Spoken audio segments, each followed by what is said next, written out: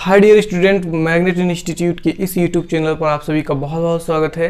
पिछले लेक्चर में मैंने आपको बताया था कि रिफ्रैक्टिव इंडेक्स और वेलोसिटी ऑफ लाइट के बीच क्या रिलेशन है, सारी चीज़ें जो है वो हो चुकी है।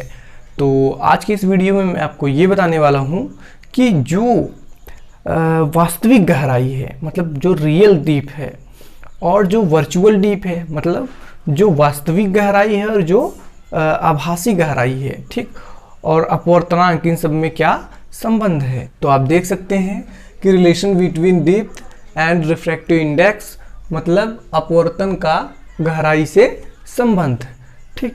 तो जैसे गहराई जो है, जैसे जो वास्तविक गहराई है, जैसे तालाब हो गया, ठीक, कोई बाल्टी भरी जल से है वो हो गया, तो इनकी जो रियल डीप है, जो रियल गहराई है, वो हमको एहसास नहीं होता, ठीक। अगर हम देखते हैं तो वो रियल क्या है और वर्चुअल जो हमको लगता है, जो आभास होता है, वो क्या है। तो इसके लिए है फार्मूला अपवर्तनांक, ठीक, यानी रिफ्रैक्टिव इंडेक्स, ठीक। एन आपको पता है, इसको एन से डिनोट करते हैं, ठीक। इक्वल टू होता है वास्तविक गहराई, मतलब रियल डीप, अपान आभासी गहराई, मतलब वर्चुअल डीप। मतलब रियल वाला ऊपर है और वर्चुअल वाला नीचे है, जो हम फील करते हैं। तो ये हो जाएगा refractive index for second medium, ठीक, विथ रिस्पेक्ट टू फर्स्ट। मतलब कह सकते हैं कि refractive index of water with respect to air. इसके लिए ये हमारा क्या है, फार्मूला है। अब हम जानते हैं जो इसका रिफ्रैक्टिव इंडेक्स होता है वो होता है आपका 4/3। क्या होता है, 4/3। तो हो जाएगा 4/3 इज इक्वल टू, ये वाला क्या है, लिख देते हैं हिंदी में, वास्तविक गहराई अपान आभासी गहराई।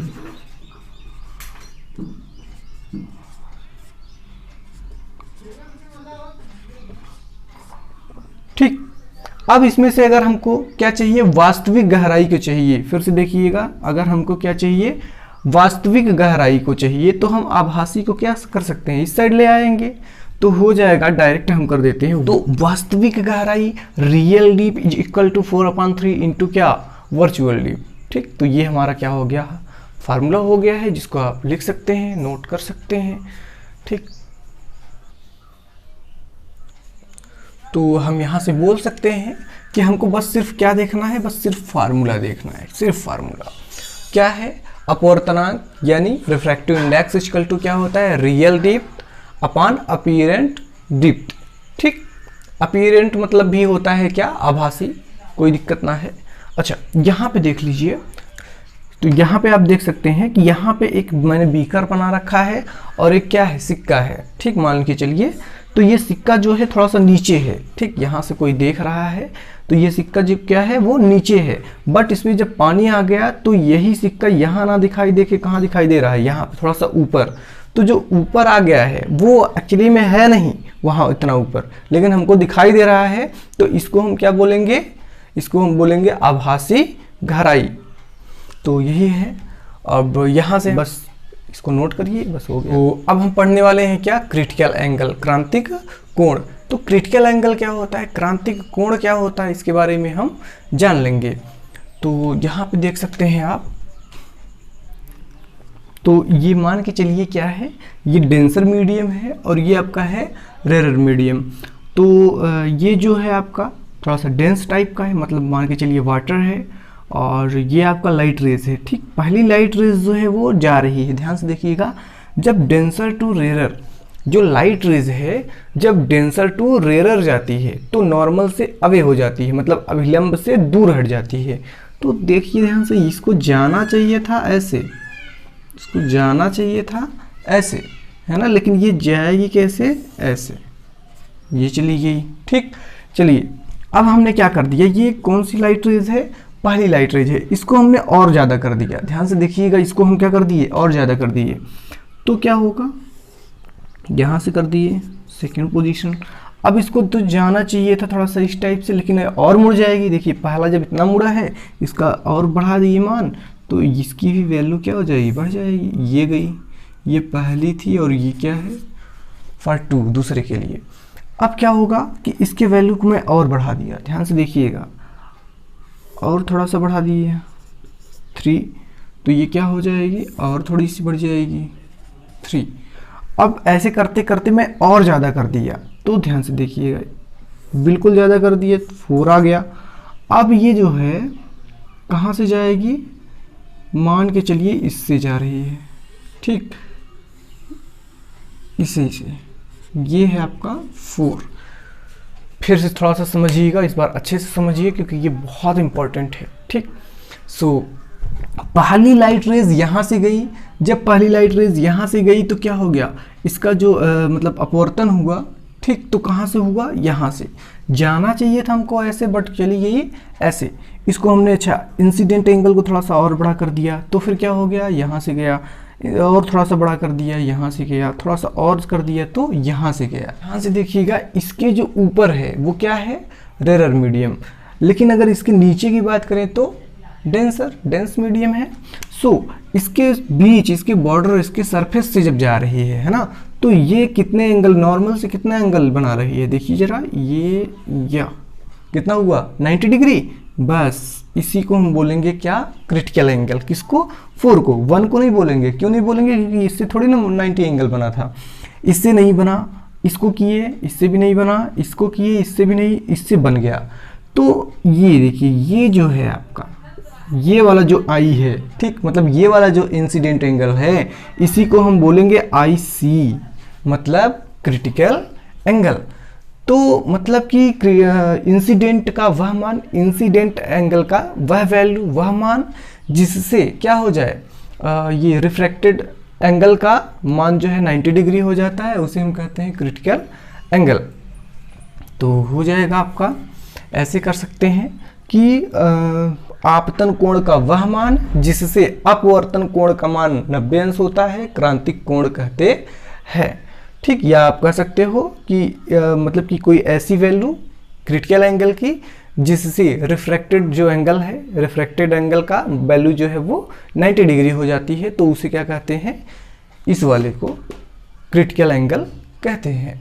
और इसे IC से प्रदर्शित करते हैं, मतलब IC से डिनोट करते हैं, ठीक। तो ये रहा आपका क्या, क्रिटिकल एंगल। इसको बहुत अच्छी तरीके से समझिए क्योंकि ये बहुत इंपॉर्टेंट है, कई बार आता भी है और बहुत इंपॉर्टेंट भी है। थोड़ी सी एक बात और रह गई है इसमें कि हमने पढ़ा था n मतलब रिफ्रैक्टिव इंडेक्स, अपवर्तनांक, कहाँ से कहाँ, देखो कहाँ से जा रही है, ये डेंसर टू रेरर जा रही है। तो हम यहाँ लिख देते हैं क्या, कि डेंसर टू रेरर जा रही है ना।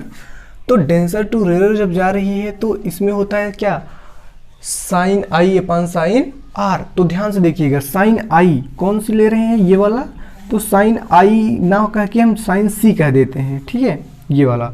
तो हम लिख देते हैं क्या, साइन C क्यों, क्योंकि ये क्या है, क्रिटिकल एंगल है, तो साइन C, ठीक, ये वाला इंसिडेंट एंगल।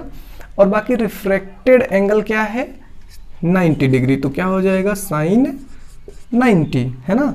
R की वैल्यू कितनी है, 90, अरे R इक्वल टू कितना है, 90 ही तो है। ये देखिए, ये एंगल कितना होता है, अरे ये वाला, ये R ही तो है, ये इतना, तो इसके लिए हम क्या लेते हैं, ये वाला, तो R इक्वल टू यहाँ पे 90 डिग्री, तो क्या हो जाएगा, साइन 90, ठीक।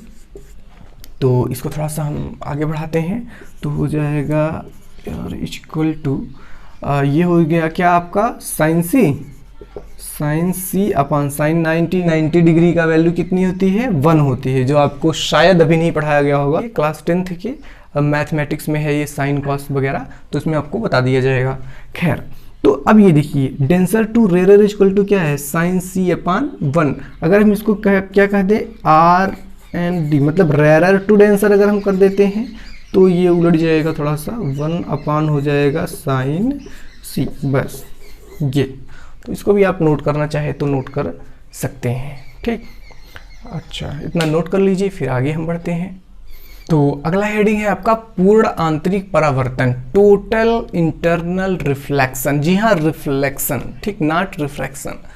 अब ध्यान से देखिएगा, टोटल इंटरनल रिफ्लेक्शन, ठीक, मतलब पूर्ण आंतरिक परावर्तन। अब ये क्या होता है, ठीक, इसको हम थोड़ा सा जान लेते हैं। आइए जानते हैं कैसे।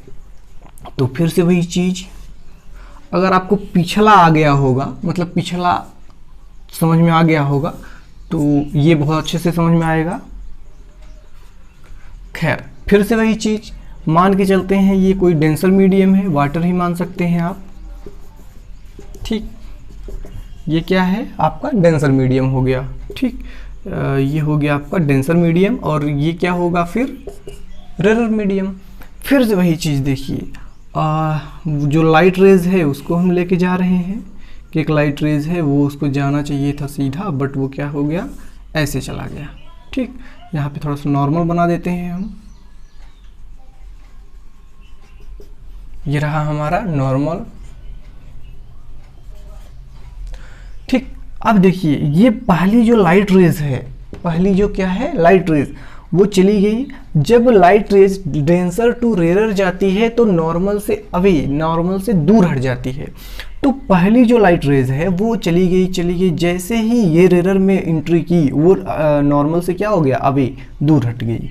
चलिए अब हमने क्या कर दिया कि इसके जो इंसिडेंट एंगल है उसको हमने बढ़ा दिया, मतलब जो आपतन कोण है उसकी वैल्यू बढ़ा दिया। ये देखो इतना था, अब हमने क्या कर दिया, इतना कर दिया।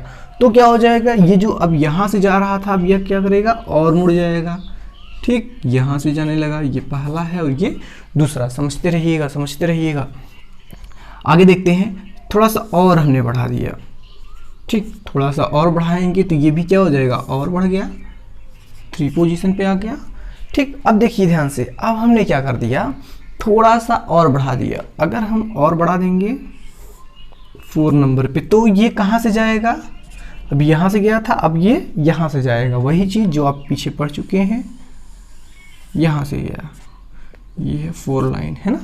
अब इसी को हम क्या कहेंगे, क्रिटिकल एंगल। यही तो होता है कि आपतन कोण का वह मान जो अपवर्तन कोण के मान को कितना कर दे, 90 डिग्री, उसी को हम क्या कहते हैं, क्रिटिकल एंगल। यही तो है।